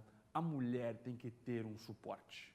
Ela tem que ter um suporte. Se hoje as famílias dos detentos recebem para que ele fique recluso, essas mulheres precisam receber um incentivo do governo, pelo menos nos primeiros meses, para que elas consigam manter as contas da casa, a alimentação da família, para que ela tenha mais coragem e condições de tomar a decisão. Porque já é difícil sair do ciclo pelo ciclo em si. Exato. Agora, se a mulher tiver que pensar em todo o Quem vai pagar as depois, contas? preciso sustentar os filhos, não tenho trabalho, e aí como é que fica? São 2 pontos nesse caso. Primeiro, que a mulher não pode ter dúvida de que o sistema funciona, caso ela precise acionar a polícia. E funciona. Ela tem que ter a tranquilidade de que ela vai ser atendida, ela vai ser assistida e não vai ter risco. Esse é um ponto. E o outro é esse. Se der mais essa tranquilidade para que ela saiba que vai ser assistida, que ela vai ter apoio, que ela vai ter renda, quem sabe, Exato. ela vai conseguir decidir com um pouco mais de tranquilidade, com certeza. E aí é que entra a família. Eu estou sugerindo aqui, não é mesmo, que as nossas autoridades repensem e que deem esse suporte financeiro para a mulher, uma pensão, até que as coisas se normalizem. Mas a família, a rede de apoio, os amigos também podem se juntar e ajudar essa mulher até que ela se livre dessa situação. Tá feito aqui o nosso registro. Mulheres, vamos lá. Vocês merecem muito mais. Depois de 4 novas praças de pedágio, trecho sul da BR, é só pancada, não é mesmo? Lá no sul do estado. É só pancada e mais pancada para o motorista que depende da BR-101. Primeiro, a instalação de 4 novas praças de pedágio, cobrando aí o pedágio em um trecho de 200 quilômetros, 4 novas vezes, para quem faz o trajeto sul da BR-101. Agora, os radares vão voltar a operar, os radares que estavam desligados, o presidente mandou desligar e o DENIT percebeu que não, é importante ligar, não é mesmo? Até para evitar novos acidentes. E agora, 42 deles devem ser instalados aqui no nosso estado. O Marco Burgo vai contar para a gente onde. Marco, contigo. Pois não, Fernando, são 42 novos radares que serão instalados, eles já estão sendo instalados, né, aqui no sul do estado. São 220 quilômetros em que a concessionária está administrando esse trecho da rodovia. São 21 radares no sentido norte e 21 radares também no sentido sul.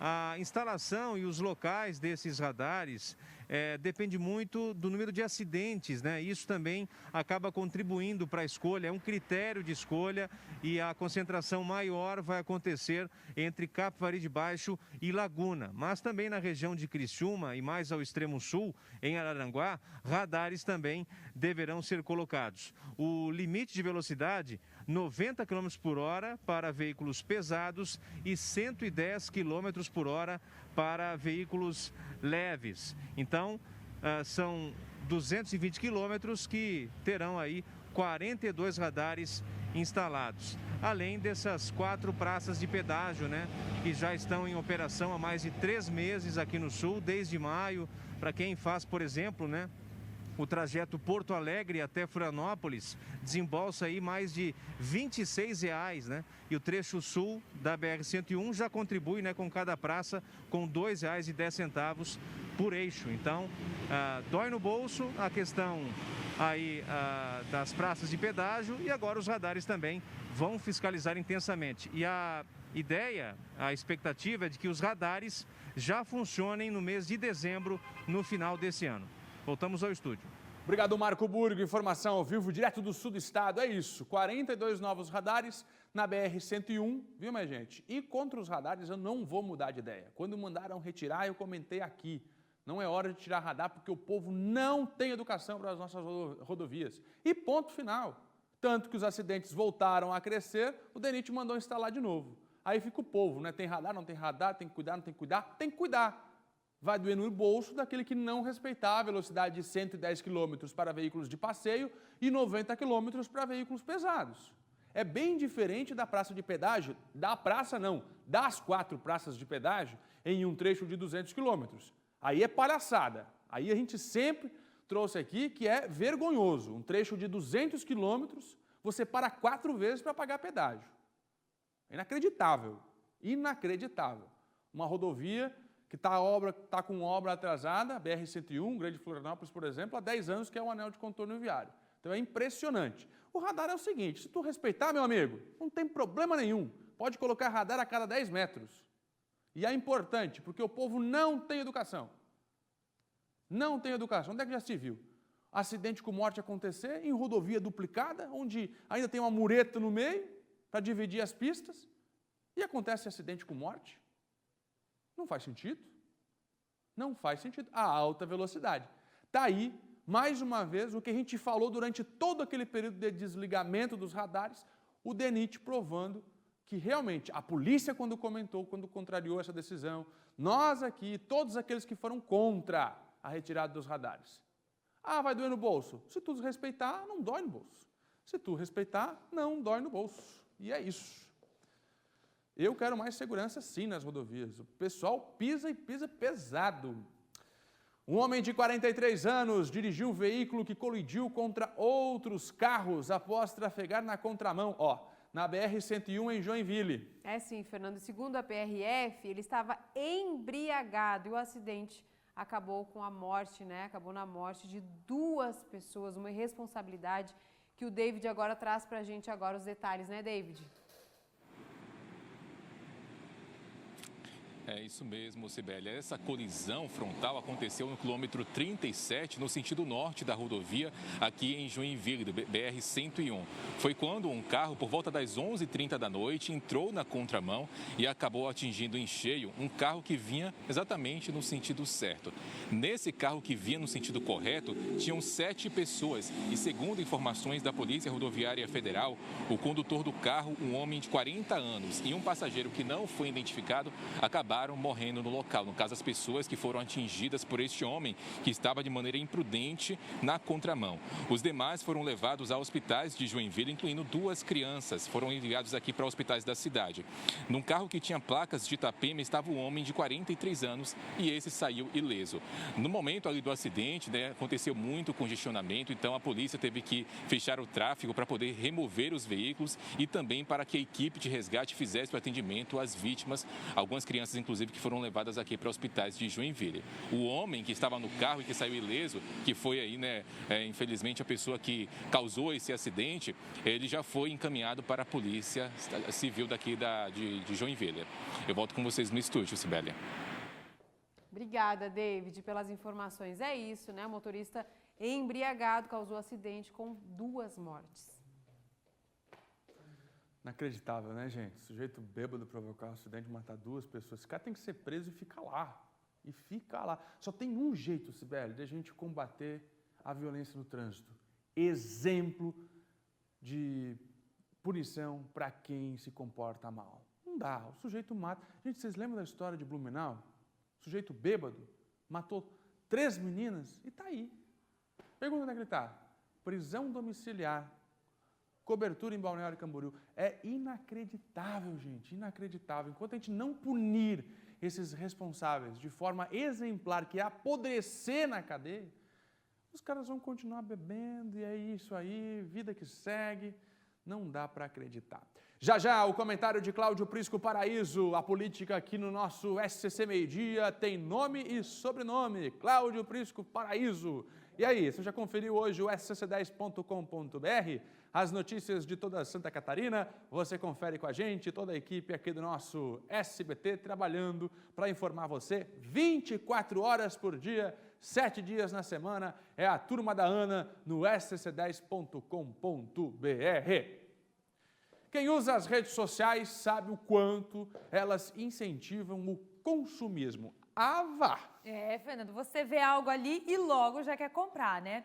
E aí, com a chegada da pandemia, os artesãos de Florianópolis, que antes ocupavam as feirinhas presenciais, né, tiveram que se acostumar agora com essa nova realidade, né? Partir ali para as redes sociais. Por isso, a Fundação Franklin Cascais fez um curso ensinando como vender pela internet, migrando, não é mesmo, das feiras presenciais para a internet. Você quer ver? As mãos que fabricam essas belezinhas aqui estão se acostumando aos poucos a utilizar as redes sociais. Com a chegada da pandemia, né, os eventos, bazares, feiras que eu participava foram suspensos de forma presencial. Então, querendo ou não, o público estaria na internet.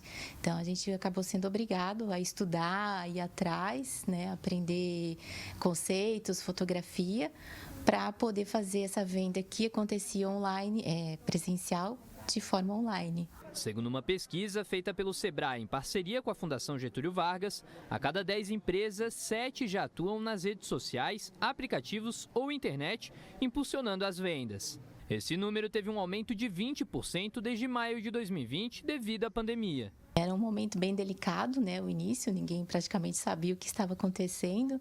E aí eu tinha tecido, máquina, costurava, fui fazer máscaras, que era o que o pessoal queria naquele momento, ninguém queria boneca, né? E aí nisso eu fui, junto com as máscaras, eu deixava o meu cartãozinho, entregava e apresentava, olha, eu também faço bonecas de pano. O e-commerce brasileiro teve uma alta de 47% no primeiro semestre de 2020. Esse número representa um recorde, o maior crescimento registrado dentro de 20 anos. Isso segue a tendência de um país que perde apenas para as Filipinas no ranking de maiores mercados da internet no mundo. E pensando nesse crescimento, o poder público vem oferecendo oportunidades para que os comerciantes dos segmentos mais variados possam se profissionalizar. Foi uma parceria da Fundação Franklin Cascais, da Univale e da Prefeitura, para que a gente pudesse ajudar os artesãos nesse momento aí de crise, de pandemia, né? Nós criamos um curso em que eles aprendiam a fotografar esses produtos com o celular, que é uma maneira que todo mundo tem, uma maneira acessível hoje em dia, com seu smartphone. Esse curso também, além de ensinar a capturar, pensar na iluminação, no enquadramento, na composição, a gente também pensou num curso que pudesse ajudar eles a editar essa foto também com o celular. Foram 75 artesãos de Florianópolis que participaram dos módulos. E o sucesso foi tanto que a Prefeitura estuda a possibilidade de novas aulas. São 900 feirantes, né, que participam de feiras itinerantes, e os que se cadastraram, que se inscreveram, participaram, mas sem dúvida alguma teve tanto sucesso que novas formas, novas inscrições vão acontecer, novos cursos vão acontecer, cada vez mais para valorizar os nossos artesãos e para valorizar a nossa cultura, para chegar próximo de todos que moram em Floripa. As fotos é a forma como a pessoa está vendo o produto. Então, se a foto estiver de qualquer jeito, a pessoa também pode achar que o produto não é um produto legal. No Brasil, 77% das pessoas se dizem influenciadas a comprar produtos pelas redes sociais. E a praticidade de vender os produtos através delas traz alguns benefícios. Ficava ali nas feiras, nos eventos presenciais, e aconteciam pessoas que me conheciam naqueles eventos, depois me chamavam, mas ficava focado naqueles momentos, né? E com a rede social é todo dia, 24 horas, às vezes, né? Tem gente que pode até chamar de madrugada e você responde na sequência, tal, quando pode. Então é uma loja aberta 24 horas. É uma nova vitrine mesmo, né, Fernando? E que vitrine, hein? E que vitrine. É quem ainda não foi, ó, tá na hora de correr para as redes sociais. Tá perdendo tempo. E claro que aí a matéria mostrou sobre o artesanato.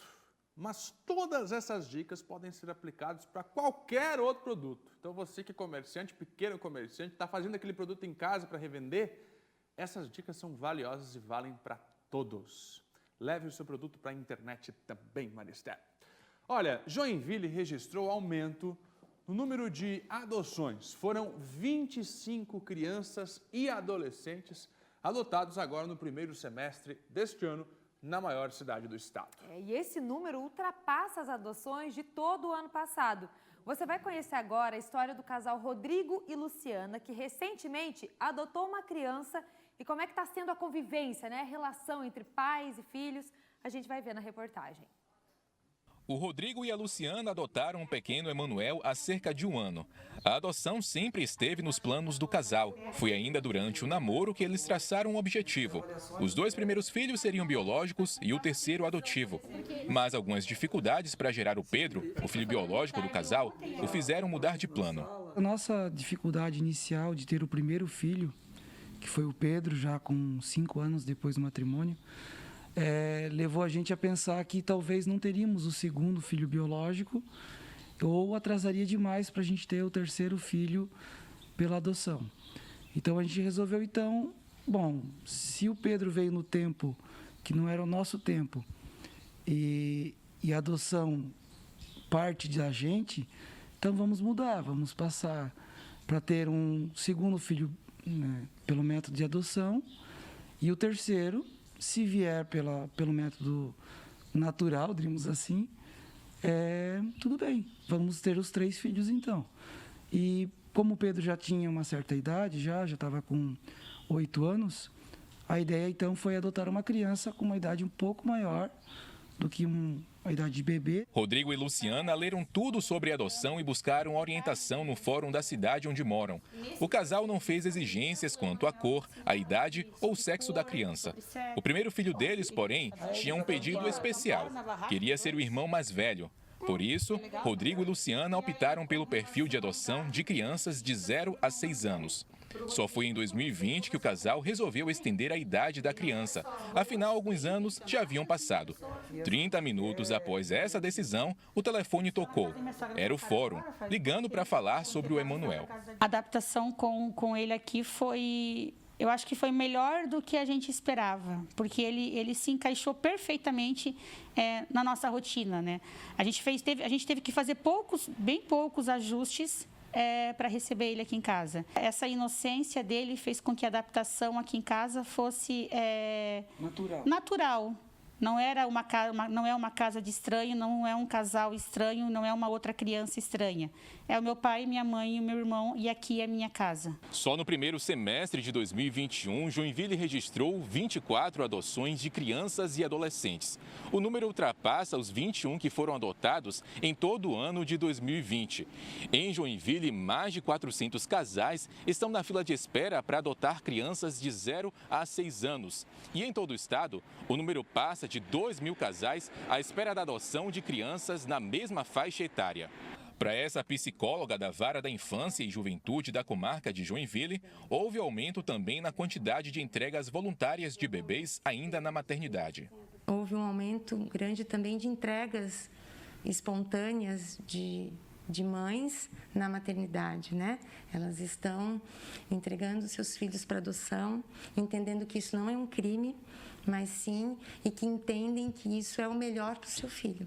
Tem melhorado essa cultura, né, das pessoas de não entregar para conhecidos e fazer adoções irregulares. Hoje as pessoas querem fazer uma adoção regular pelo judiciário, né?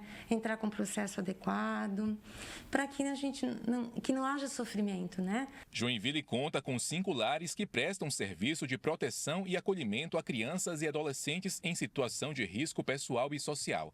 A Casa Lar Fundação 12 de Outubro, a Associação Ecos de Esperança, a Casa Lar Emanuel, o Programa Família Acolhedora e o Lar Abdom Batista. A comarca de Joinville oferta cursos de preparação para pretendentes à adoção.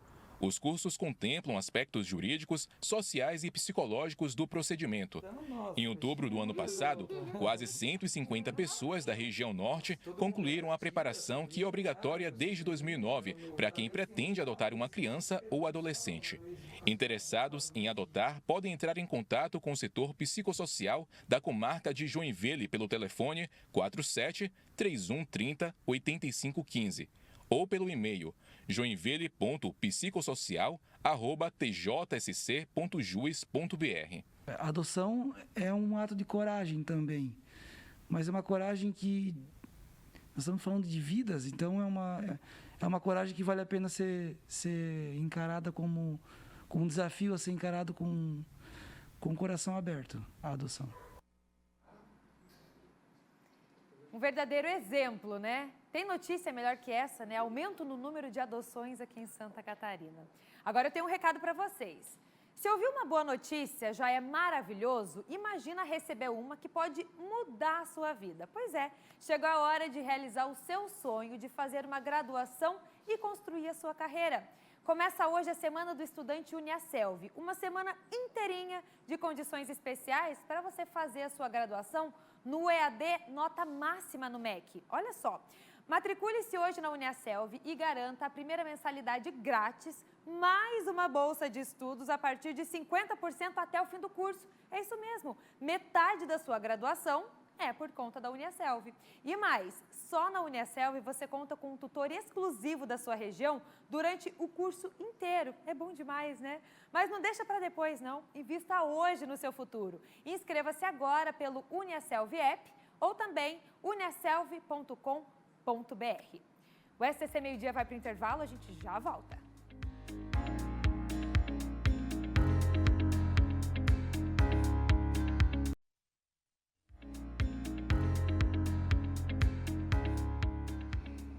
Uma e dois, de volta com a política, já está com a gente aqui Cláudio Prisco, para a gente avaliar a presença do presidente nesse fim de semana, que fez realmente um grande evento, mostrou força.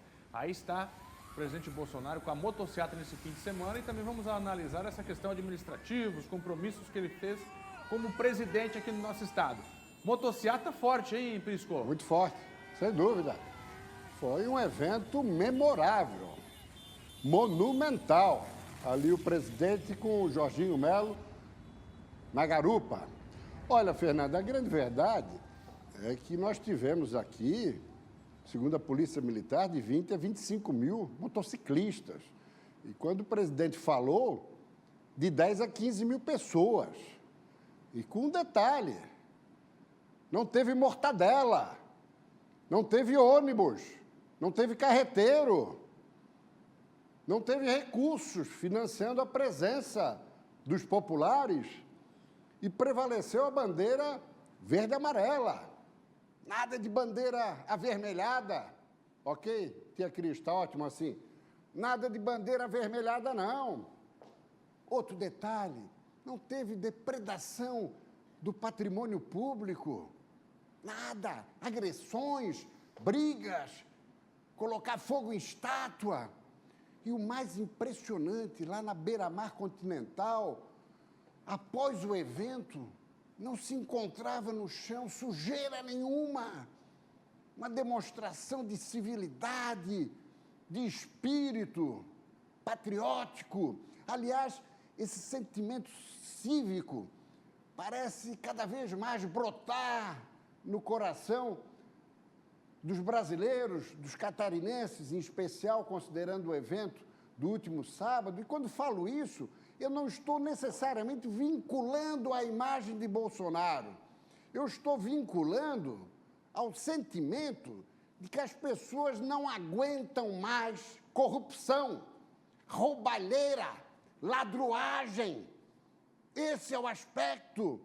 Bolsonaro desfraudou a bandeira, encarnou esse princípio e está potencializando, está capitalizando, está correndo o país com uma narrativa, Fernando, do voto impresso, Exato. Na tentativa de sensibilizar a opinião pública brasileira, e não vai se encerrar, evidentemente, aqui em Florianópolis, já teve em Chapecó, Prudente de Moraes, em várias cidades daqui para frente, para que a sociedade pressione a classe política, os congressistas, deputados e senadores, em Brasília, a votar em favor do voto impresso e auditável, para que não possamos correr nenhum risco de fraude. Ah, mas não provou a fraude. Mas o presidente do STF, Luiz Roberto Barroso, não foi nada convincente e definitivo naquela questão levantada pela Polícia Federal. Ele desconversou, não ficou claro à luz do dia, não. Aquela situação levantada lá atrás, ele tangenciou, mas isso precisa ser mais bem esclarecido. Essa que é a grande verdade, meu caro Fernando. De modo que, Tia Cris, próximo telão, nós vamos observar, porque ontem, aliás, na quinta-feira, falamos aqui na sexta, a comissão especial derrotou o voto impresso na Câmara, quando Arthur Lira disse que ia colocar em plenário, e parece que amanhã. Ali à direita, o seu correligionário e hoje ministro da Casa Civil, Ciro Nogueira. Só que se colocar amanhã, o próprio presidente da República declarou numa entrevista a uma rádio baiana hoje pela manhã que não há voto para aprovar. É quórum diferenciado, 3/5, na Câmara, 308 de 513. Então, Ciro Nogueira vai tentar administrar com Arthur Lira para jogar isso um pouco mais à frente, para que essa mobilização possa ganhar ainda mais as ruas e pressionar a Câmara a uma deliberação, quem sabe, mais perto de setembro, dia 7, que vai ter uma grande manifestação em Brasília e nos dias anteriores também, criar o clima e o ambiente propício a essa aprovação. Bora lá. Próximo telão, Tia Cristo. Fecha neles. Luiz Roberto Barroso, Fernando Carione, Alexandre de Moraes, Leopoldo Brigman. Temos aí o presidente do TSE, o presidente do TRE, Justiça Eleitoral de Santa Catarina, o futuro presidente do TSE nas eleições do ano que vem, e o vice-presidente atual do Tribunal Regional Eleitoral, que será o presidente nas eleições catarinenses. Além dessa questão do voto auditável, algo que não se está quase explorando e que é fundamental? A mudança implementada em 2018, quando concentraram a apuração de todos os votos nos 27 estados em Brasília. O que ocorreu, Fernando? Travou tudo. Deu uma pane geral. Nós ficamos aqui, estávamos na cobertura, acostumados aos números rápidos, chegando. Como quiseram concentrar em Brasília, até hoje não se sabe por quê. Estranho, muito estranho, e eu não sou propenso a teorias da conspiração. Mas muito estranha a decisão de Luiz Roberto Barroso de concentrar lá. Aliás, decisão essa que mereceu a contestação de vários presidentes de tribunais regionais eleitorais, inclusive o competente Fernando Carione, que assim se manifestou, contrário. Ora, os estados sempre apuraram e encaminhavam o resultado para Brasília, para o TSE. Por que agora querer concentrar tudo lá? Muito estranho, ainda com Alexandre de Moraes à frente, isso em 2022, tem que haver pressão também nessa direção dos desembargadores, dos magistrados, dos tribunais regionais eleitorais, para acabar com essa história. Muito estranho, Fernando. No momento que se quer o quê? Descentralizar tudo, o seu Barrosão quer concentrar tudo em Brasília, por quê?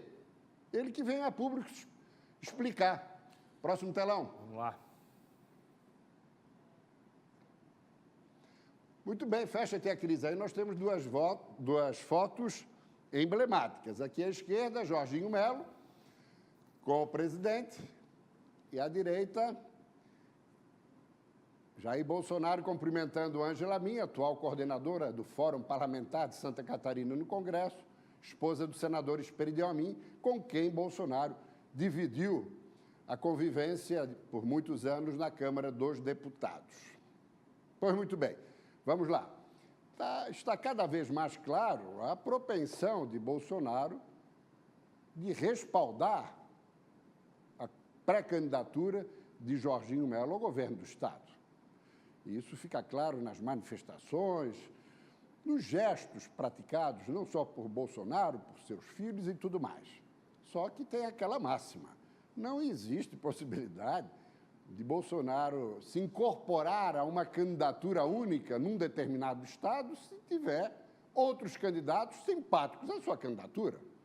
Ele vai buscar neutralidade e cada candidato explora as imagens, os vídeos, as falas do presidente da melhor maneira que julgar interessante sobre o aspecto eleitoral. Ficou muito claro também a força de Jair Bolsonaro em Santa Catarina, indiscutível. Ele que foi recordista no Estado nas eleições de 2018, está devendo para Santa Catarina, sob o aspecto administrativo, mas ainda com muita força política, e isso vai desdobrar no campo eleitoral. Só que isso aqui, essa imagem aqui, Fernando, é em Florianópolis. Lá à direita foi em Joinville, quando o presidente foi homenageado pelo Corpo de Bombeiros voluntários da cidade e também fez a doação de veículos para o Corpo de Bombeiros e, nesse momento, ele chamou Esperidião Amin e Ângela Min foi junto. Há uma leitura de que isso aí possa ser uma sinalização de que o presidente efetivamente está examinando a possibilidade de se filiar ao PP, partido de toda a vida de Esperidião e Ângela Min.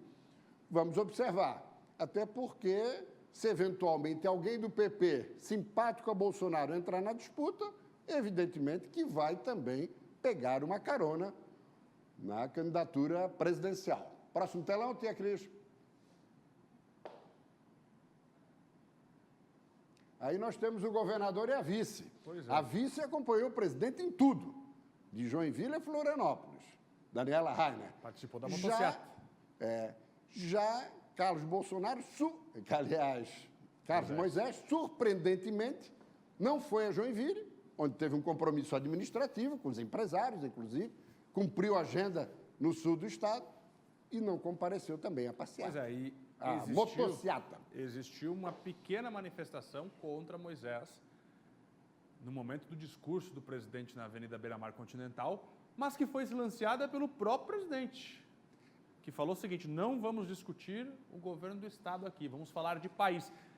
Ficou claro ali que ele também não quis apertar contra Moisés, não. É, exatamente, isso deve ter partido de bolsonaristas raiz, que tem muita bronca de Carlos Moisés, que foi eleito no embalo do 17, lá em 2019 fez críticas ao presidente, se distanciou dele, tentou se reaproximar, não teve receptividade de Jair Bolsonaro e, por conta disso, sob o aspecto político-eleitoral, resolveu nem aparecer aqui na motociata, e estava em Florianópolis.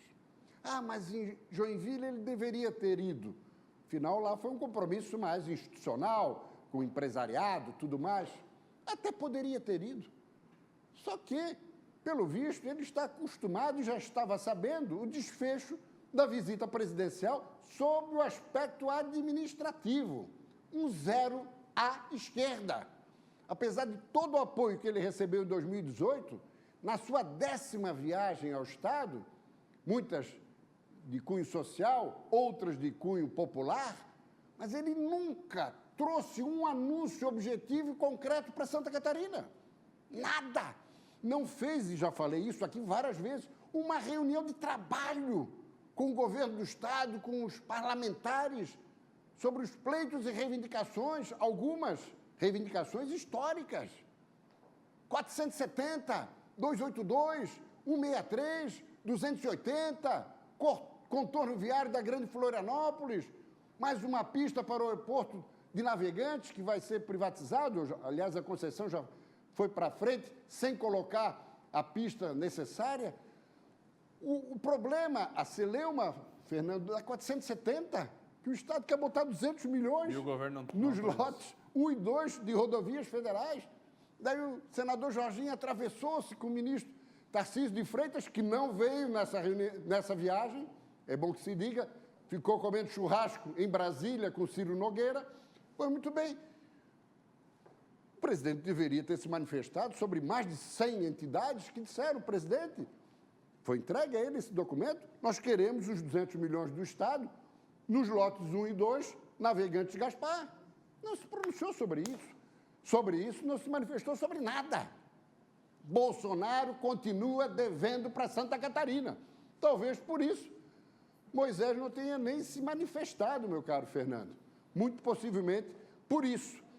Muito embora muitos catarinenses, isso foi observado no Instituto Pesquisas Paraná, ainda entendem, ainda acreditam, ainda têm a informação de que Moisés é ligado a Bolsonaro. Então, de alguma maneira, Moisés ainda vai querer pegar uma carona no Bolsonaro. E talvez o que você disse agora seja em mão dupla. Exato. O próprio Bolsonaro pode avaliar o seguinte: Moisés vai disputar, vão estar vinculando ele a mim, deixa eu também não criar caso com Moisés. Então, é mais ou menos esse o panorama. Principalmente se confirmar a ida dele para o Progressistas, algo que está sendo discutido. Se os dois ainda forem para o mesmo partido... E aí, vai brigar com Moisés? Aí vai deixar muita gente aí que está de olho na candidatura ao governo e vinculado a Bolsonaro, vai deixar muita gente com uma pulga na orelha e incomodado. Obrigado, Prisco. Abraço. Até amanhã. Política aqui no nosso SCC Meio-Dia. Agora é hora de agradecer a sua companhia neste início de semana. Obrigado para você que passou com a gente todo esse tempo, acompanhando tudo o que é notícia, o que acontece aqui no nosso estado. Tá chegando aí? A tarde é nossa? Pois é, dona Sibeli Fábio. E aí, voltou bem, Sibeli? Tudo certo? Tudo certo, Fernando. Tá bom. Amanhã a gente volta 11h30. Cuide-se. Tchau para vocês, então. A tarde é nossa. Vamos lá.